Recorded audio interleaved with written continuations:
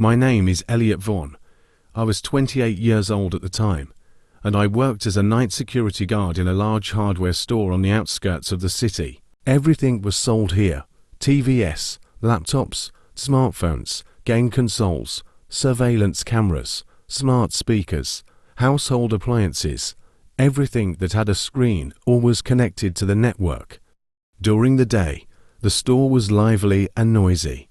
At night, it turned into a cold, empty space with glass showcases, long passages, and the dim light of the lamps, which made the shadows unnaturally long. My shift lasted from 11 o'clock in the evening to 7 in the morning. I worked alone. My task was simple: bypassing every 2 hours, checking cameras, checking doors and alarms. In a few months, nothing surprising has happened, until it started. For the first time I noticed a strange thing around 2 in the morning. When I returned to the security room they were going around, I looked at the monitors and saw that one TV in the large-scale equipment department was on. I knew for sure. Before closing, the staff turns off all the screens. This rule has never been broken. The TV was making a grey noise. The camera was working. I thought it was a normal failure, took a flashlight and went to the hall. When I got closer, I was shivering. The TV was not the same as before. It was slightly turned towards the passage, as if someone had changed the angle on purpose. I turned it off and went back to the security room. The same thing happened the next night. The same TV, the same noise. On the third night, I paid attention to a detail that made me wary. The TV turned on at exactly 2:17. I checked the records. The previous night was 2:17. Even earlier, it was also 2:17. I began to follow the cameras more closely, and then I noticed another thing. In the smartphone department, the screens began to light up in turn. Not all, only those who stood facing the central passage. They just lit up a white screen. I wrote it off for automatic updates or problems with the electricity, but every night the situation got worse. Cameras sometimes recorded movement, although no one was there. The sensors worked for no reason. And one day I heard a sound. It was a barely audible creak, as if someone slowly ran his fingers over the window glass. That night, for the first time, I did not wait for the end of the shift calmly. The worst happened a week later. At 2:17, the TV turned on again. But this time, there was no noise on the screen. The camera showed images from the security room. I saw myself, sitting, immovable. I was looking straight at the monitors. The delay was a few seconds. I moved, and in a moment the screen moved. And then I saw something standing on my side. Dark silhouette, without a face, too close. I turned my head sharply, but there was no one. But at the same moment, all the cameras showed my face, that I was sitting in the security room at that moment, and from every screen I looked at myself. I ran out of the security room and didn't stop until I was outside. I never went back there again. I told my boss that I was quitting for personal reasons. They didn't ask for details. I thought it was over that morning, that it was worth just leaving, and the store will be left behind. I was wrong. The first week after the release, I hardly slept.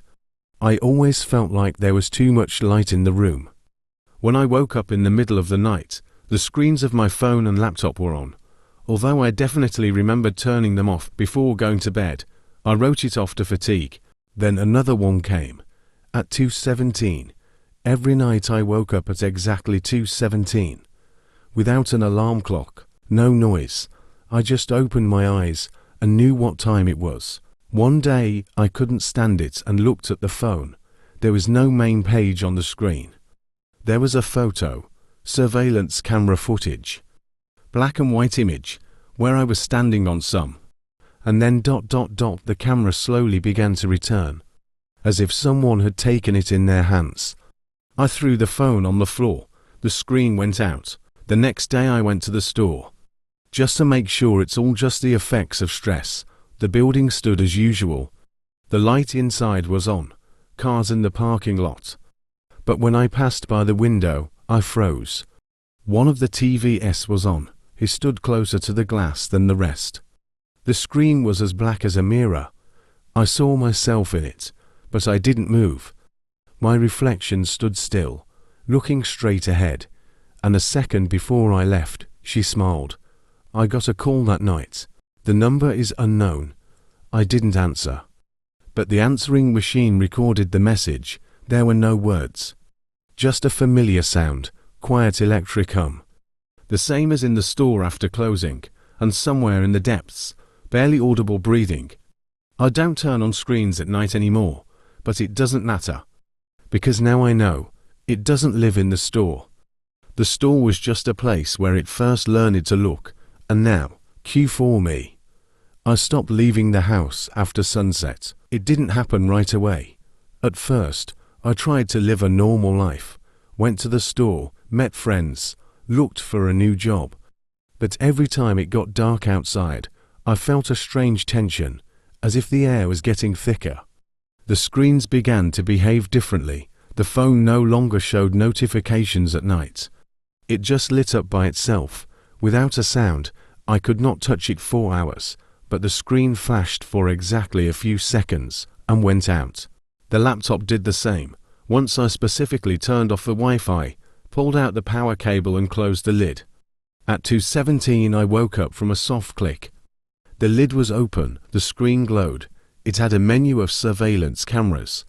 Not mine, strangers. I saw someone's room. The cameras switched themselves, slowly, as if someone was choosing where to look. Already got used to it and went to bed. The next day I noticed that the shop windows were responding to me. Not all, only those who sold equipment. The TVs behind the glass were off ... until I passed by. Then one of them slowly lit up, showing a dark screen. He didn't reflect my face. He showed the security room, empty. One evening I heard a familiar sound. Quiet electric hum. He was walking from the bathroom. I stood in the corridor, looked at the closed door and realized, there's nothing there that should work. I opened the door. The light was off. The mirror is dark, but in its depths, a rectangular reflection glowed faintly. Screen. And someone in it slowly raised its head. I closed the door. Since that day, I have not used mirrors in the dark. Because now I know, it no longer needs cameras. He has enough surface that reflects. And the longer I avoid watching, then more often I catch myself thinking that it's trying to learn to watch instead of me. I've been trying not to think about the store and night screens for almost a year. But it seems that it does not let me go. Now I began to notice the little things that I had missed before. The light on the street that flashes when I walk past the store. The screen of the smart speaker in the cafe standing across the street, which suddenly lights up when I pass by. And the quiet electric hum that I hear in the apartment at 2:17, even if the phones are off. I received a postcard yesterday, without an envelope. It was written on it in one clear, mechanical handwriting, "We see you," and the address, not a shop, not an office, my apartment. It was an old building on the outskirts of the city that I had never heard of. I couldn't help leaving. My instinct made me move.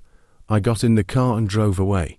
When I arrived, the building was dark, but there was barely light from one window. I came closer and heard the quiet sounds of metal, the creaks as if someone was moving shelves or appliances. The window was closed, but the glass reflected me. I didn't see myself. Someone was standing outside the window, tall, dark, and looking straight at me. I bounced back. My heart was pounding, but something inside made me rise again. And then I noticed a small screen in the corner of the window. It had a previous store, my former security post. I saw myself on the screen, sedentary, motionless. And behind him was a shadow that slowly approached without making a sound. I wanted to escape, but the feet did not listen. The shadow stopped a second before I dared to rush forward. And then the screen flashed. Not a TV, not a phone, shop window of an appliance store. All the screens showed my display at the same time. I'm no longer sure it's watching me because of the technique. Now it knows how to come to me wherever I go. I knew there was no point in hiding anymore. All mirrors, screens, even the light from the windows, they are everywhere. It knew my face, my movements, my house. That night I returned to the old building on the outskirts, where the letter indicated. My heart was pounding so much that I could hear it, even in the silence of an empty block. The windows of the building were dark, but I could feel a presence inside, not physical, but something that was watching and waiting. I came in. The air was cold, dry, and the sounds of my footsteps echoed like in an empty shaft. There was one large screen in the center of the room. I'm on it. I was sitting in the apartment, looking at the laptop screen, and behind me is a dark figure. I didn't move. The pose on the screen repeated my movements in real time. I realized it is not looking through the cameras. It copies, creates its own version of me. And the longer I stayed, the more accurate the reproduction. I took a step back. Something creaked in the dark, and I heard my voice, but not my own. Hello. Is that you? We're both here now. The feeling of cold went through the whole body. I wanted to scream, but no sound came out of my mouth.